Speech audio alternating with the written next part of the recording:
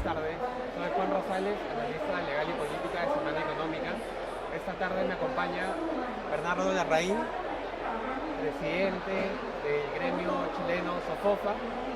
Él ha expuesto hoy en CADE sobre cómo el sector privado debe involucrarse más en la discusión de políticas públicas, las políticas públicas que formula el Estado. Vamos a conversar con él un poco sobre su exposición y un poco también sobre un tema que está preocupando mucho en esta edición de CADE, que es la corrupción y cómo las empresas pueden ayudar a combatirla. Buenas tardes, Bernardo. Buenas tardes, muchas gracias por la invitación a conversar. Primero quería consultarte sobre el tema de corrupción. Ayer en CADE se ha discutido mucho este tema.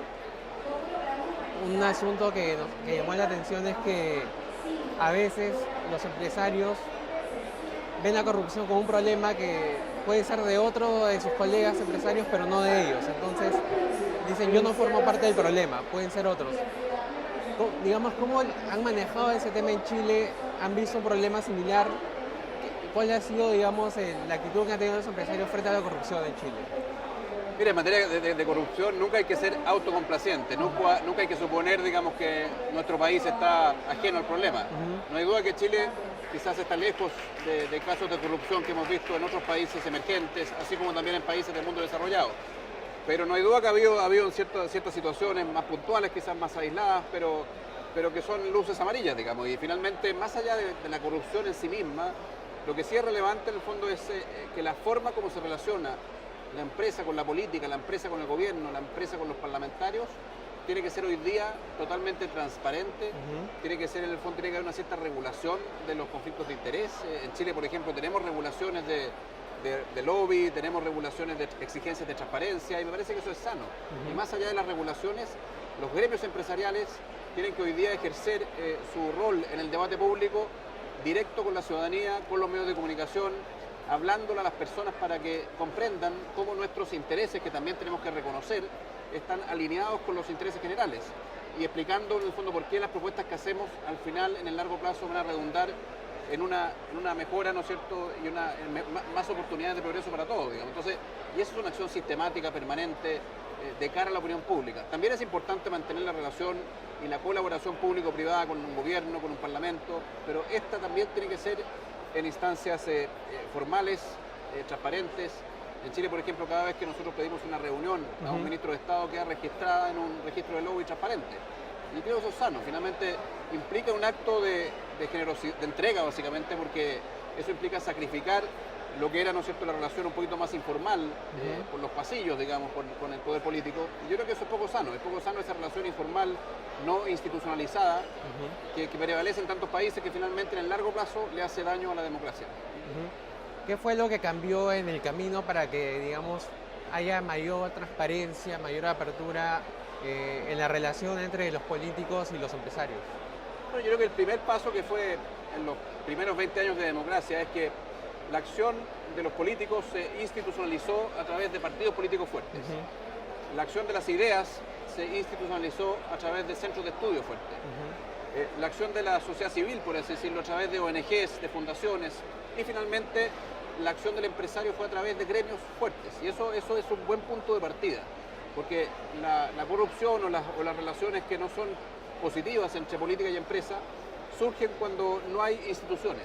Es muy importante que cada uno de estos espacios, ideas, política, sociedad civil y empresa, participen del debate público a través de instituciones fuertes. Y eso fue un primer paso relevante. Ahora, lo que descuidamos quizás fue la importancia de la transparencia, la importancia de la regulación de conflictos de interés, y eso a partir del año 2010 hubo un cierto reproche de la ciudadanía, ¿no es cierto?, hacia lo que ellos percibían como una relación opaca entre la empresa y la política. Y ahí cambiamos radicalmente. Lo que me ha tocado a nosotros liderar en SOFOFA ha sido un gremio que no solamente reacciona a las iniciativas de ley que propone un gobierno, por ejemplo, sino que estamos directamente en los medios de comunicación explicando en la opinión pública las propuestas que hacemos, socializándolas con la opinión pública.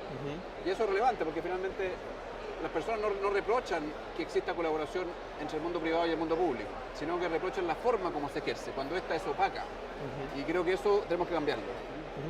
Algo que vimos ayer aquí en CADE es que los empresarios han decidido formar una asociación que se llama Empresarios por la Integridad. Es un pacto contra la corrupción, de implementar mejores prácticas en las empresas para evitar casos de soborno, por ejemplo. ¿Existen pactos similares en Chile? Y digamos, ¿qué impacto crees que podrían tener ese tipo de acuerdos, ¿no?, entre empresarios? Es importante porque mira, un error que solemos cometer es que después de muchos años de crecimiento, de éxito, tendemos a dormirnos en los laureles, digamos, y suponemos, ¿no es cierto?, que nuestras culturas empresariales están completamente inmunes de malas prácticas, de sobornos, de colusión, etcétera. Y eso siempre es un riesgo muy grande. Cuando una empresa o un empresario supone que su cultura empresarial y que sus gobiernos corporativos son suficientemente sólidos como para evitar toda mala práctica, esa es la primera puerta que se abre, ¿no es cierto?, a cometer errores. Entonces hay que estar siempre sistemáticamente autorregulándose. Hay que reivindicar la palabra autorregulación y por lo tanto pactos como el que anunció la CONFIEP me parecen muy positivos. Lo relevante es que sean acciones sistemáticas, que no sea una mera declaración, sino que haya una acción sistemática. Nosotros en SOFOFA creamos, además del área de políticas públicas, que ha sido nuestra área tradicional, creamos un área que le llamamos evolución empresarial, que básicamente todos los años sistemáticamente estamos compartiendo buenas prácticas empresariales con nuestras empresas socias, con el objeto de elaborar una guía de buenas prácticas empresariales. Pero más que un documento escrito que se queda en un escritorio, lo que queremos es que esa guía se vaya retroalimentando permanentemente de la experiencia de distintas empresas implementando de buenas prácticas. El objetivo final es construir culturas de integridad, que la cultura empresarial finalmente sea la que protege a la empresa de incurrir en malas prácticas empresariales. Cuando las empresas crecen, inicialmente cuando era una empresa familiar con 10 personas, uno puede conocer a las personas que trabajan y puede confiar en que no van a haber malas prácticas empresariales. Cuando la empresa pasa a ser una empresa de 10.000 personas, que tiene presencia en distintos países, la única forma de reducir la probabilidad de ocurrencia de malas prácticas es con culturas empresariales sólidas y también prácticas de gobierno corporativo, en el fondo, que sistemas de control, de compliance, que básicamente procuren minimizar la probabilidad de ocurrencia de esas malas prácticas empresariales. Así que me parece muy bien lo que está haciendo la CONFIEP. Estamos haciendo algo similar en Chile con este área de evolución empresarial. Durante su presentación también mencionó que en Chile el empresariado participa activamente en la formulación de políticas públicas y que, digamos, ya no son tan reactivos, sino más propositivos. Digamos, ¿cómo se canaliza institucionalmente estas propuestas, ¿no?, para que finalmente el Estado las incorpore al momento de plantear una política pública?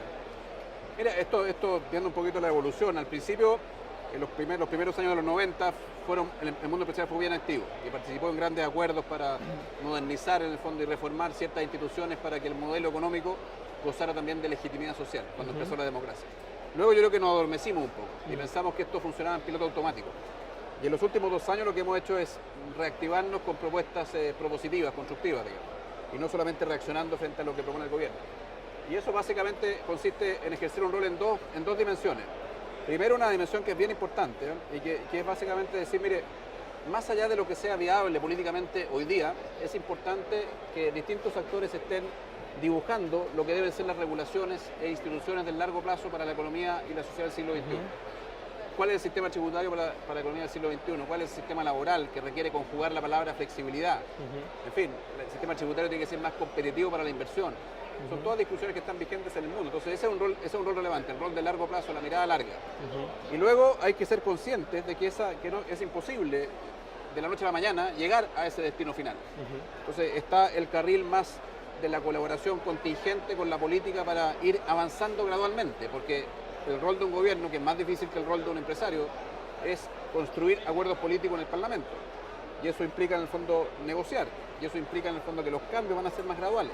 Entonces tenemos que estar en esos dos carriles, primero colaborando en el fondo con nuestros conocimientos y con la experiencia única que tiene el mundo empresarial, que es interactuar en el día a día, en la práctica, con regulaciones e instituciones del Estado. Y también interactuar con lo que son los chilenos del nuevo Chile, digamos. Clientes, consumidores, proveedores, comunidades vecinas, etc. Entonces, esa experiencia única tenemos que ponerla a disposición del proceso político para que se diseñen leyes que están dialogando con la plasticidad que tiene el mundo actual. Aquí en el Perú, ¿usted ve una disposición de IPAE, al menos, de formar un think tank como los que existen en Chile? Digamos, ¿qué es lo que le han solicitado a ustedes a partir de su experiencia? Yo creo que en la dimensión ideas es importante los centros de estudio. Yo diría que hay centros de estudio de 3 tipos, digamos. Uno que son los que están mirando en largo plazo, que son bien académicos y de contenido, que son muy necesarios. es importante que esos investigadores y académicos también salgan a la cancha para explicar sus planteamientos, que no sea un ejercicio académico o teórico. Ese es un tipo. En Chile hay varios de esos que son muy relevantes. El segundo son que los partidos políticos tengan un brazo, una unidad de generación de contenido, que está más en la contingencia quizás, en escribir los proyectos de ley bien, en fin. Y el tercero son las unidades de estudio que tienen los gremios empresariales. Yo creo que las tres son necesarias. Yo creo que cuando aquí los empresarios peruanos estén pensando en básicamente crear instituciones de estudio, think tanks, tienen que pensar en las tres dimensiones. Quizás en largo plazo es bien necesario. Y también, ¿no es cierto?, dentro de los gremios empresariales es importante combinar los contenidos académicos, teóricos, la evidencia empírica, las comparaciones con otros modelos en otros países, que hace el centro de estudios, por así decirlo, de largo plazo, combinar eso con la experiencia que tiene la empresa, que eso es único. El académico no captura eso, el investigador no captura eso. Es la empresa la que captura su experiencia interactuando con leyes, con instituciones, con agencias del Estado, con ministerios, y sabe en el día a día, en el fondo, qué no está funcionando bien. Entonces, el gremio tiene que combinar los contenidos teóricos con la experiencia real, interactuando con estas leyes y interactuando con los chilenos de hoy. Para ir culminando, usted comentó también que se han reunido con Fernando Zavala, quien es el presidente del Consejo Peruano de Competitividad.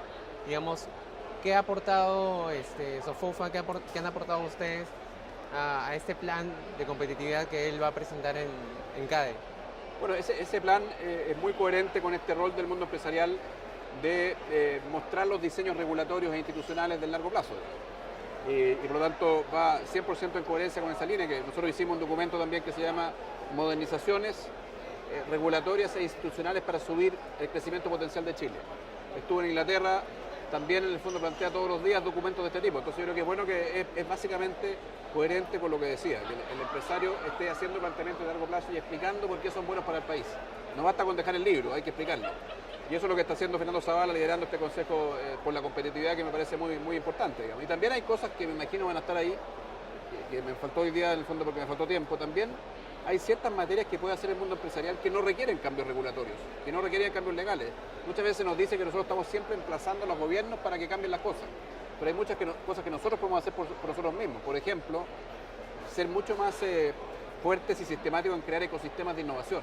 Yo creo que las industrias principales de Chile y Perú, la minería, la agroindustria, en fin, tienen que adoptar y estar en la frontera de adopción de transformación digital, tienen que estar en la frontera de, por ejemplo, la economía circular, tienen que estar en la frontera de la trazabilidad, o sea que cuando una tonelada de cobre peruana, digamos, se comercializa en el mercado mundial, díganos, esto consumió tanta agua, emisiones de gases de efecto invernadero, cuál fue su huella social. Yo creo que esa trazabilidad, hay muchas tendencias globales que las empresas chilenas y peruanas, creo yo, en las principales industrias pueden abrazar, y eso va a implicar un salto en productividad muy relevante. Entonces hay cosas que requieren cambios regulatorios y otras cosas que podemos hacer nosotros mismos en el mundo empresarial. Muchísimas gracias, Bernardo. Muchas gracias a ti por la conversación.